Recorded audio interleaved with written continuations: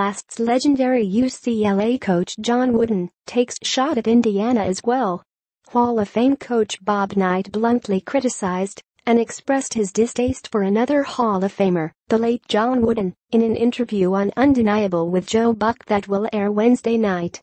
"I've never been a Wooden fan," Knight said of the 11-time NCAA champion coach at UCLA. Wooden is widely considered one of the greatest and most influential coaches of all time. Knight, the former national title-winning Indiana coach, was particularly disgruntled with the Bruins' recruiting tactics in the 70s that stretched into the 80s, namely in how UCLA allowed booster Sam Gilbert to violate NCAA rules in attempting to recruit players. The school received a one-year postseason ban in 1981 and had its 1980 national title runner-up finish vacated as a result of Gilbert's actions. Wooden, however, was long retired at that point. More, Knight addresses Indiana firing. "I have a lot of respect for Wooden as a coach, how he coached. He was a good coach," Knight said.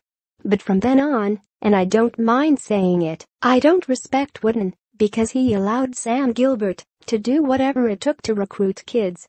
And one time, Wooden told me, he said, I just didn't know how to deal with Sam Gilbert. And I'm saying to myself, I damn sure could have dealt with him." Knight, who was fired from Indiana for an altercation with a student, speculated that Wooden fell victim to a then-growing recruiting culture that has morphed the sport over the last 3+ decades, taking specific aim at UCLA. Currently, an FBI investigation into pay-for-play recruiting has engulfed the college basketball world, costing coach Rick Pitino his job at Louisville. "Personally, I like John as a person, but it isn't just John, it's a whole UCLA approach to recruiting," Knight added.